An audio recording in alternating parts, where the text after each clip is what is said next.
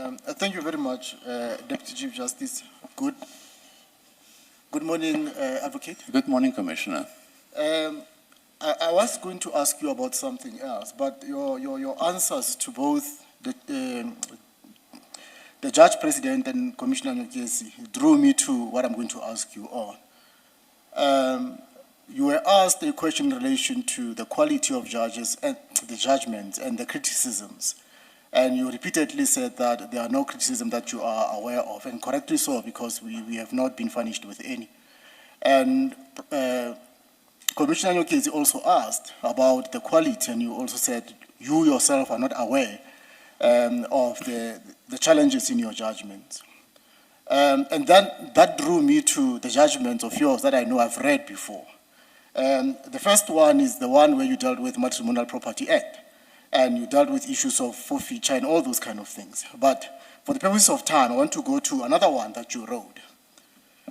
This one you wrote, and that judgment was riddled with difficulties, right? Which I'm not really sure why the independent bodies were not able to pick up on those. But the one that I want to debate with you on is the one that you wrote in insolvency law. The body corporate of Heiselhurst versus Ramachia. It was delivered on the 27th of October 2017. I'm not sure if you remember that judgment. It dealt with, from what I can gather when I read the fact, it was compulsory sequestration. But when I read the judgment, it seems like you are confusing compulsory sequestration with voluntary surrender. And I'm going to point out something and I want your comment on it.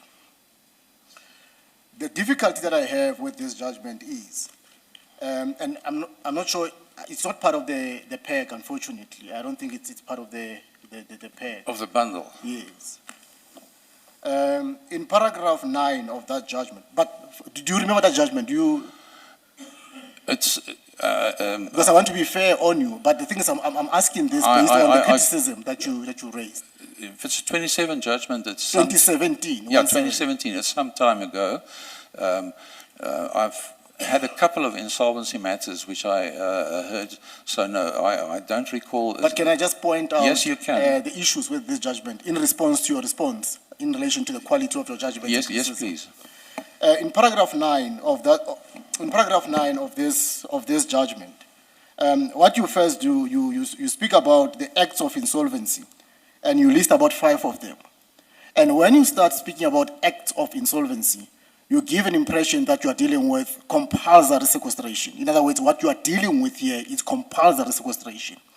And once you have outlined these, in the following paragraphs, you don't even deal with any of these acts of insolvency and what or which one of them is actually applicable in this case. And there is no reasoning in relation to the requirements of compulsory sequestration and as to why the person who is being sequestrated in this particular matter meets those requirements. And that is the first flaw that I found in this judgment. But apart from that, you confuse issues. In paragraph 21 of that judgment, you say something that is quite surprising. You speak about somebody making a notice to surrender their estate. And if you start saying somebody surrendering their estate, you moved away completely from compulsory sequestration. Yeah. You are now dealing with voluntary surrender. And that is a second issue that I have with this judgment. That shows, one, confusion in relation to the area of law. But secondly, lack of attention in relation to the research that is needed to actually get into the reasoning and the order that you're going to give. But the third fundamental challenge with this judgment is the language that is used. In paragraph, you can just bear with me just for a second. In paragraph, I think 20 of the judgment, the language, the sentence construction that is used there, and when you read the entire judgment, and I mean it's unfair because you don't have that judgment, so you can see.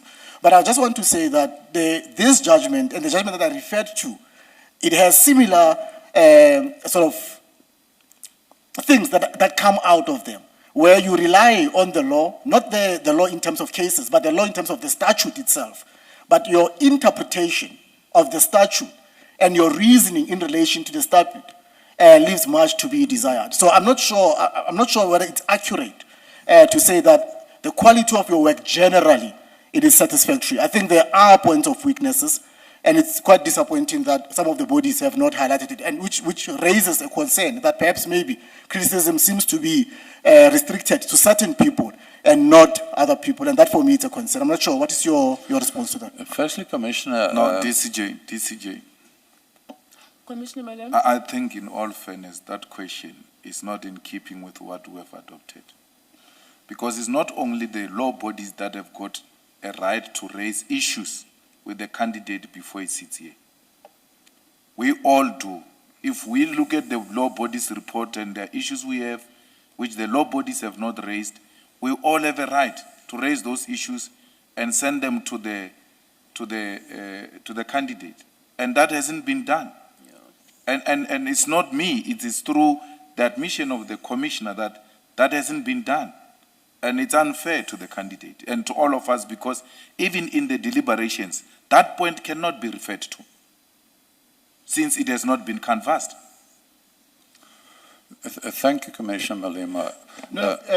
Before that, I take a point, but the thing is, I'm raising an issue based on a judgment which is a public document, which, of course, all of us will have access to, and we did that even yesterday, where somebody said the Supreme Court of Appeal confirmed me, and we all went to try to see whether indeed the Supreme Court of Appeal has actually done that.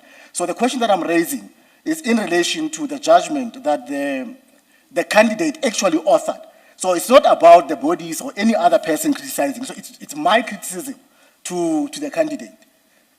So it's not really about anyone else. It's my criticism as the commissioner to the candidate. Thank you. I hear you, Prof. But look, the judgment you say was written in 2017, and he has written dozens of other judgments since. So it may actually, I'm trying to put myself in his position, and I'm thinking, out of all the judgments I've written, if I were asked on a judgment I'd written some, 5, 6 years ago, I accept that. It might be difficult. But the Advocate Holland-Müter looks ready to answer. I don't know what he was going to say. Let's hear from him. If you feel that the question is unfair, you will say.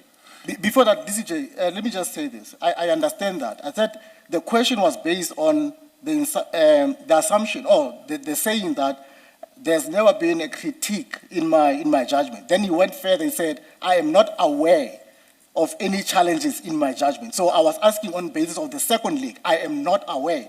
So I was raising that on that aspect. And I just ask for clarity if this judgment was appealed against? No, it wasn't. It wasn't. All right. If I may, Deputy Chief Justice, respond to that, and I would like to thank Commissioner Malema for that. Yeah, it is an ambush question, and I cannot respond to that because I don't have it before me. I've never said that I never made a mistake in any judgments. I said, in overall, I am not aware of criticism. And if this is a valid criticism, I would have expected, and in all fairness to all candidates, not only for me, but all the candidates who come here, is that you have in advance that criticism circulated to you so that you can be prepared. That is as far as I would go. I cannot comment on that. But last thing is, if it was 2017, yes, I would agree in general that the quality of my writing of 2015, 2016, 17 is not as good as it is today because there is an improvement. Thank you, Advocate. Well, Prof, you have your answer, and you've exhausted your quota of one question a long time ago. No, I'm done.